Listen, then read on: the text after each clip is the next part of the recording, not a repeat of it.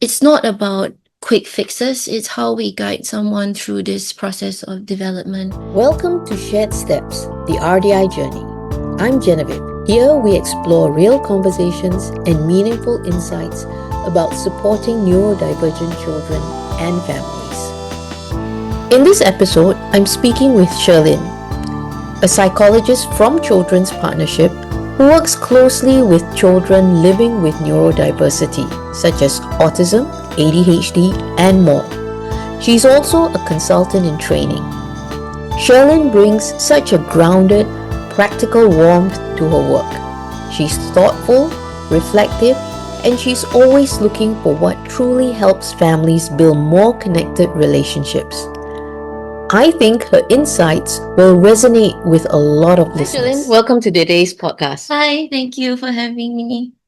So, Sherlyn, what made you decide to train as an RDI consultant? Okay, so when I first entered this, I actually noticed that a lot of the support available, it's well intentioned, but they really focus heavily on compliance and measurable outcomes. So like skills and what are the different goals that the child has reached. For example, before joining Children's Partnership, I was actually working at an inclusive preschool, and there was this boy that he was running around a lot, distracting the class basically. So the focus was they want him to sit at his seat, but that's all they're doing, and it's not really focusing on why is he running around in the first place.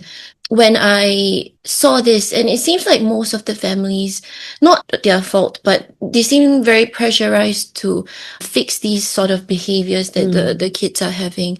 And it's quite weighed on them that this urgency and expectation that the child has to behave a certain way, like stay in the seat for a good half an hour, a good hour, and things like that. Yes, that can be very stressful. Yeah, that's where I saw a lot of these. And the solution that is being used is not really solving the deep issue of why, like for example, the child's run, maybe he has a lot of energy, to expend, which through RDI now we know a lot on regulation and things like that.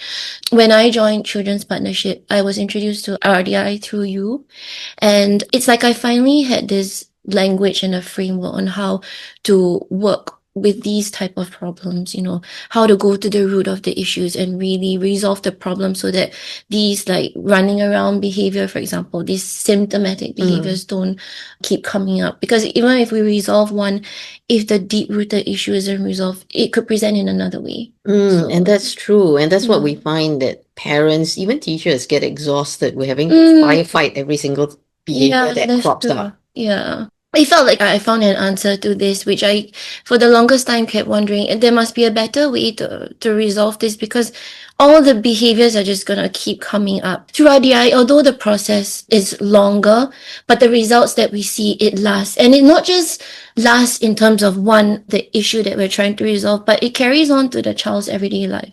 Like it's being generalized to all different environments and situations. So I felt like that really helped. It's not about quick fixes, it's how we guide someone through this process of development.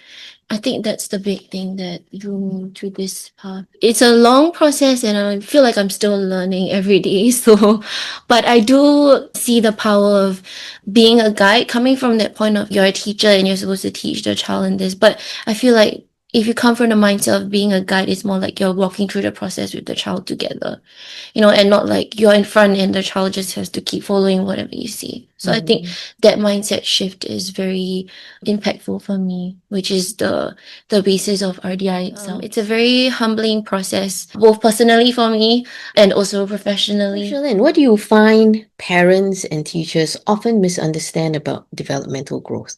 So one thing that I find parents and teachers misunderstand the most is that growth is not a linear process. So we don't check off like lists of milestones of the list and things like that.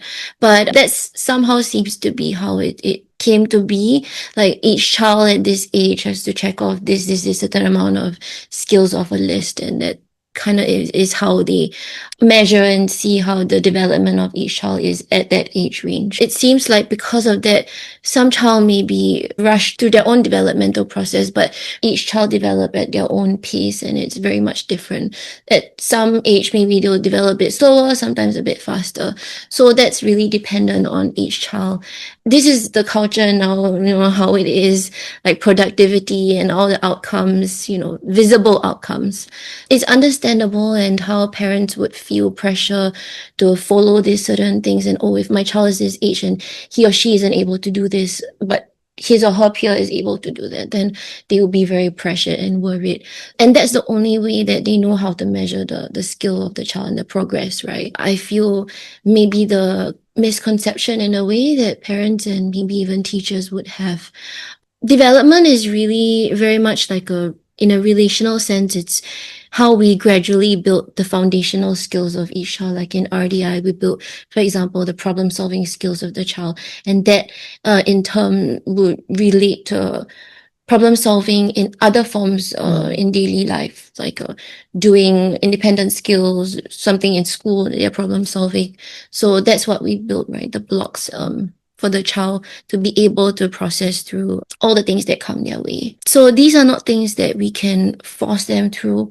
It takes a long time, and they come up as we slowly give them the experience to be able to practice the skills or learn the skills or model the skills for them. It comes as the child and a guide side by side, like in RDI, through co-regulation and also shared attention, like this process of going through it together. I think what you mentioned about the foundation, that's such a key thing that I think a lot of times all of us tend to forget that even with typically developing kids, it takes a while for kids to build all these milestones and to go through all these milestones. It doesn't happen overnight. And it's strange that sometimes we might expect that the kids that we work with. Exactly. Sometimes even whilst we're already working with them, it's like for some child, maybe doing something would take a much longer time to do than another child, so that in itself is already like a process, like an individual process. Yeah. So Sherlyn, what has been a surprising part of your RDI training? I think the thing that surprised me the most would be how much inner work is involved in the process.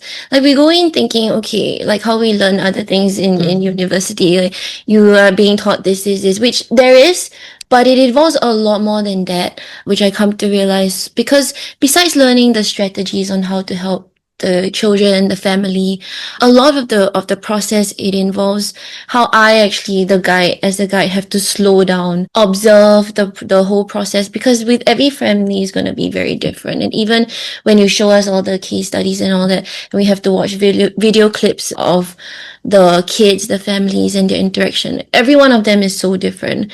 And we ourselves have to be so aware to slow down. And sometimes during the training process, we were looking at this clip, for example, and we see certain things. But when you share your observation, it seems like we missed out quite a lot of things. And it's like, oh, okay. But now that each time that you point it out, we see, oh, okay. And then the next time I'll look up for this.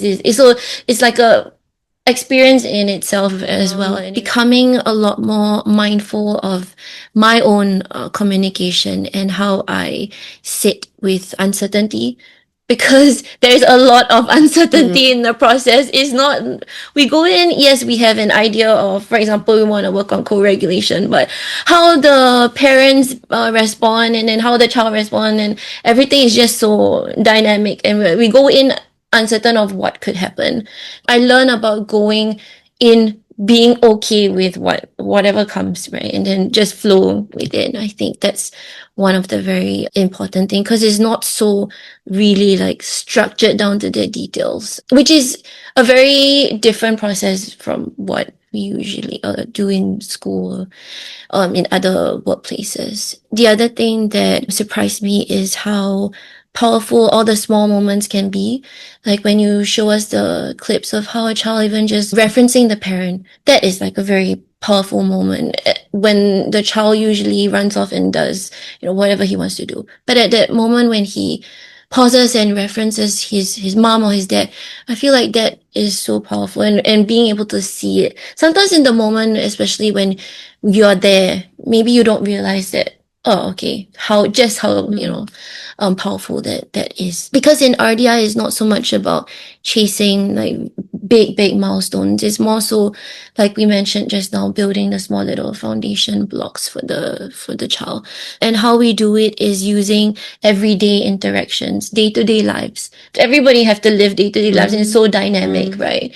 And that's the goal is to help the child be able to live in that this dynamic world that we live in, because we can't control a lot of things, so we can only help them be more dynamic and be able to take what comes.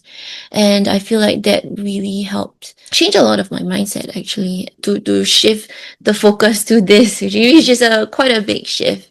But also because working in children's partnership, I already have been doing that for years, but at the start I do remember it being quite a shift. But it comes from the simplest things, like when we were talking about slowing down. That's like very simple but yet so difficult to do, but yet it brings a lot of big powerful moments and results that comes from there, right? That's like the starting point, slowing down, as easy as it sounds. It's subtle, small moments, but very, very impactful for the child, for the process, for the family. The other thing is how emotional it can be.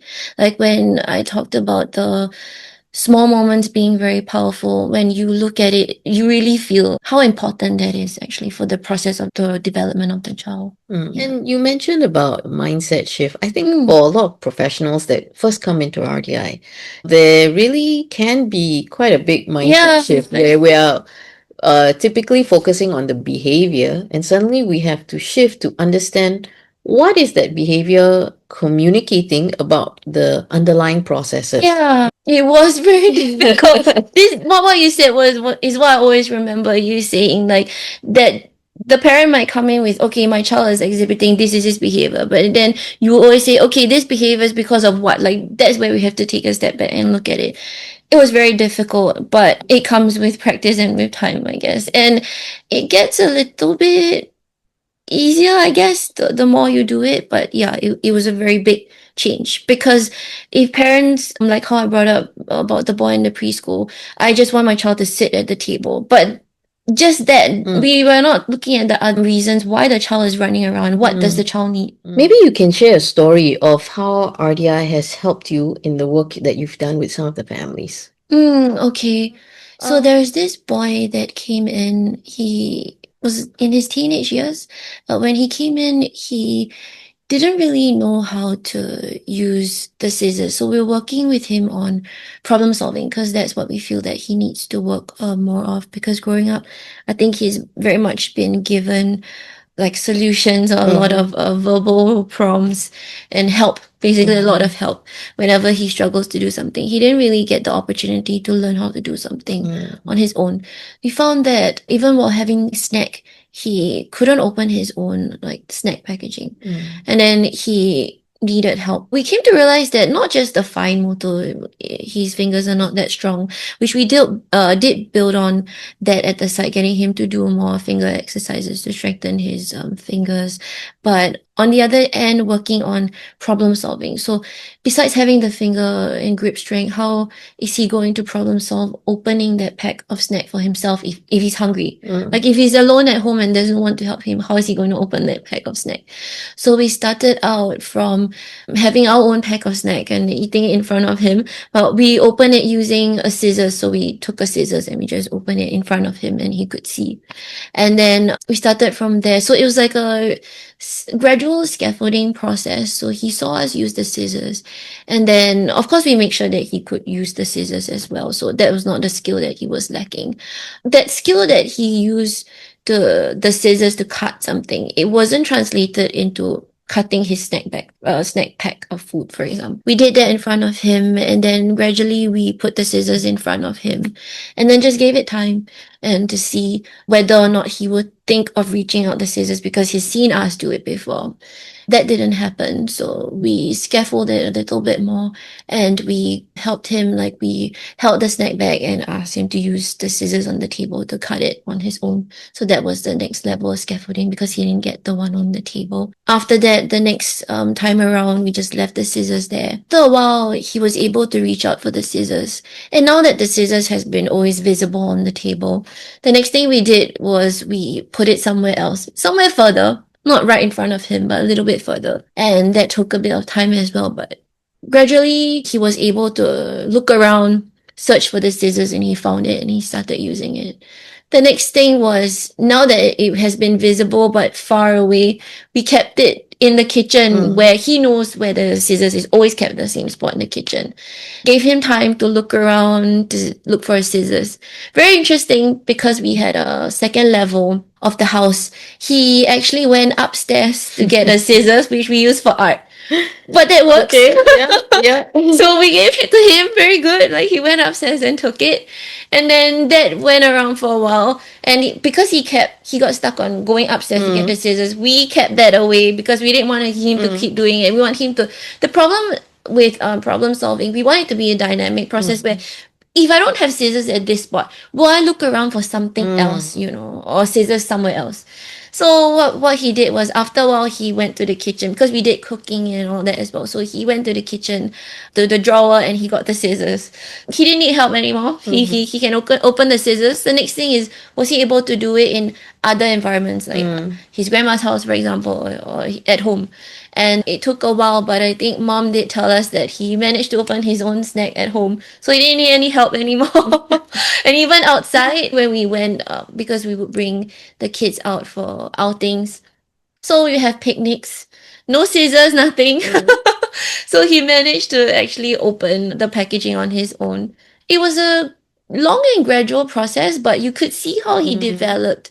It was very nice because that skill then can be translated everywhere else. Yeah. So that's the goal of RDI, right? Yeah, To give them. because what you've taught him is you've taught him to problem solve. Yeah. Come up with plan A. And then when plan A was not feasible, plan B, plan C. Exactly. Once a child develops the ability to be creative, to be flexible in their thinking, you're right. It does translate to other situations as well. Yeah, because if we had just focused on him, like giving him the scissors to cut the snack bag, then how else is he gonna apply? Like if he's in a different place then, or like he doesn't have a scissors with him and there's no one to help him, then how is he going to solve that issue then? Which through the process of RDI, this helped him and he was able to do it anywhere now. Yeah.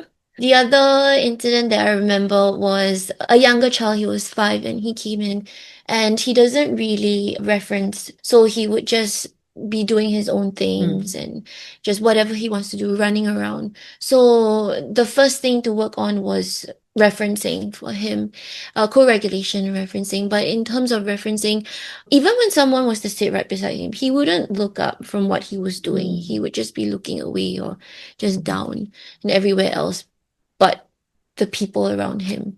Even with his helper who looked after him since when he was like 12 months old, even then it was only sometimes when he needed something he would go. But then again, he would just, for example, he wanted snack, he wanted help opening his snack bag. He would just go and hand it to the helper, but he wouldn't look at her. He just as if he's expecting her to know what he wants.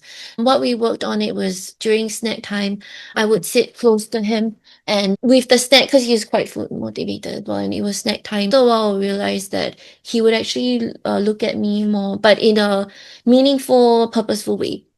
So when he needed help with something, he would come to me and he would look. Even when he didn't, I would pause and go closer to him and look at him.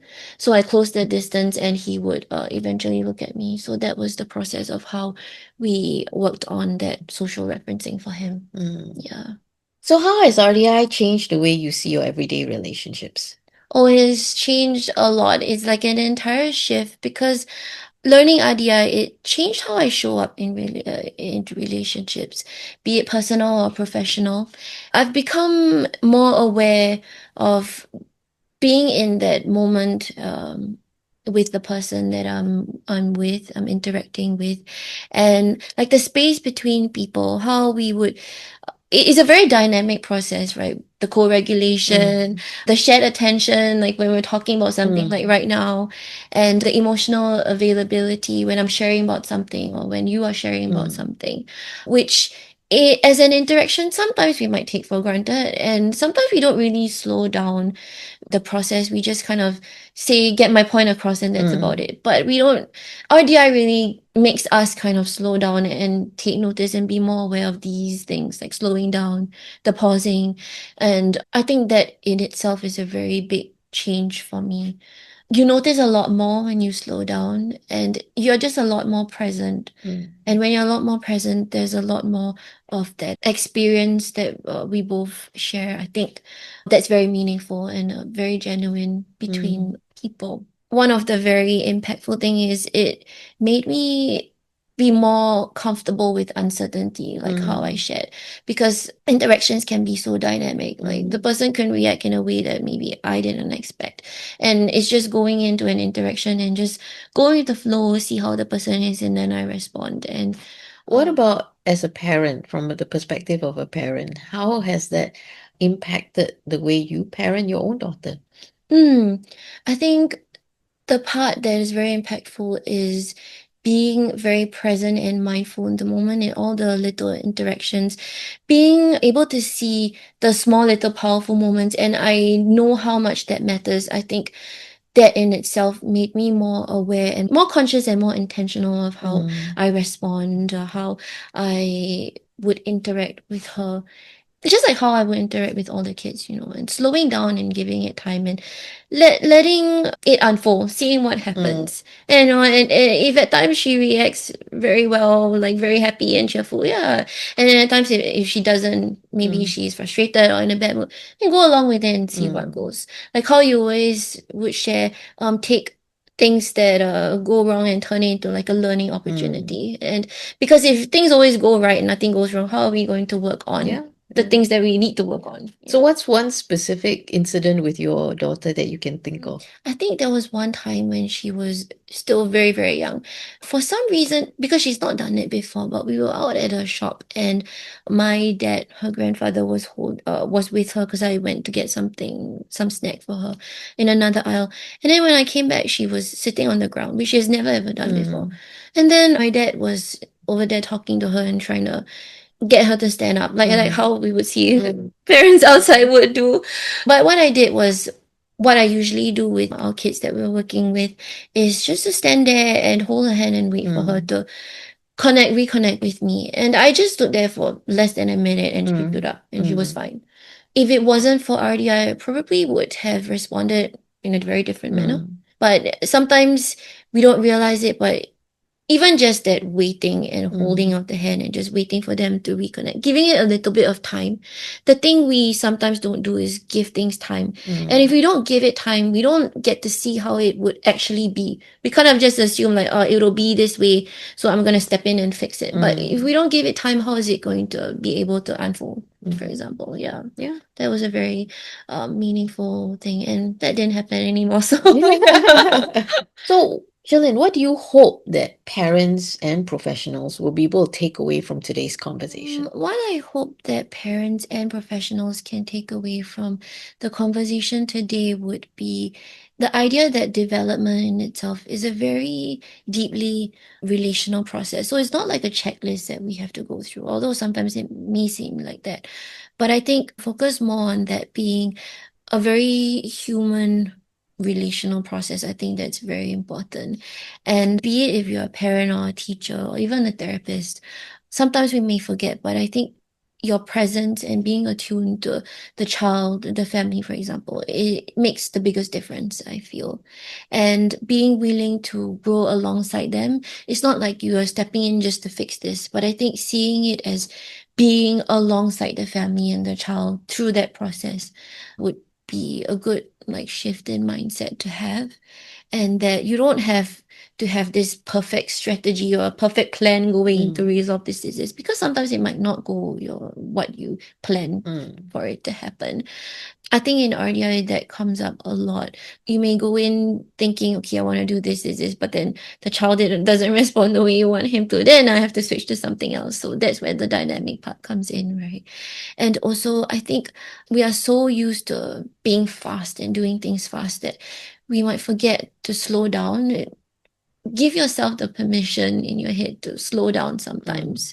Like, don't have to be, oh, I have back to back things to do and I'm just going to do this. But the process that you do it is kind of, that journey is missed out on. But that journey is the thing that really makes the biggest difference. Yep. Focus more on being present in the moment is what I learned. Really, I learned during the training and my work in RDI as well, being present in the situation.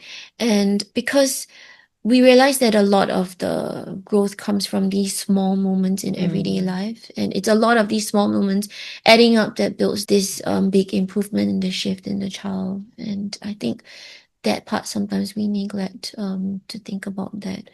And for professionals, besides thinking of yourself going in, yes, you're being hired to fix an issue, a behavior issue, for example.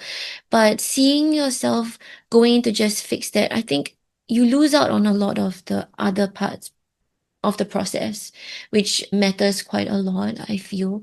And instead, maybe go in being like a guide, where you go in to listen, you go in to observe and see how everything is like, rather than, okay, I'm being told this, or this is what I'm going to do going in. I think if you give space for that, that opportunity to go in to see how things are, have a feel of it before you kind of decide how you want to move forward, I think that in itself would make quite a big difference. And also, I think for parents, what I hope that they would take from this conversation would be that they are not alone.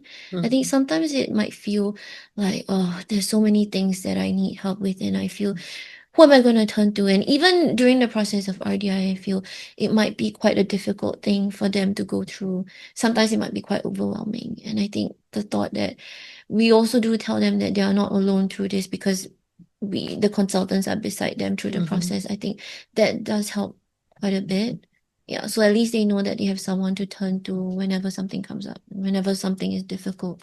So, if someone listening today wants to take just one step, what would you recommend? I think the simplest one step would be to slow down. Like what I said at the start, the simplest thing but the most difficult thing. But slow down and get curious with the interactions that you have with people, with the things that you're doing. Sometimes like day-to-day life might be quite mundane. You might feel, I'm just doing the same thing again and again. But every day is different. And if you don't slow down and you just speed through the process just because you want to get these things done, you lose that process, of how every day might be different. Yeah, so I think slowing down is a very, very big thing.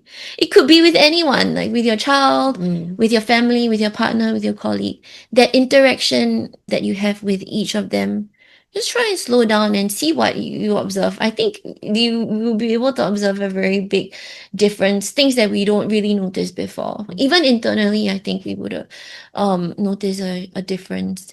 And being curious and developing that connection between people, I think that really is the starting point of like interactions and how you will help a child or a family, or even forming relationships and connections with people. I think that in itself, the starting point is slowing down, because if you don't slow down, like I said, you'll miss out on a lot of things. The good thing is that slowing down doesn't require any tool or special training. So we just need to start by doing that and then notice what happens. And I think that's a great way to get to know other people, to learn about them, and to, like what you said, internally as well, to learn about yourself. Yeah. Rather than speak through a lot of things, because every day is different, different people. It's going to be very different. Even if we were to do the same thing with different people, if we don't slow down and really see it as like each individual meaningful connection and experience, as opposed to, this is this with these amount of people, I think a lot is missed out in that process. Yeah. So slowing down. Thanks, Sherlyn. Thanks for joining us today. Thank you. Thank you for joining me on this episode of Shared Steps, the RDI Journey. If you found today's conversation meaningful, I'd love for you to follow or subscribe so you won't miss the next episode. And if you know a parent or professional who might benefit from understanding RDI a little deeper, please share this podcast with them. Every small step helps us spread awareness across Southeast Asia and beyond. Thanks for listening, and I look forward to having you with me in the next episode.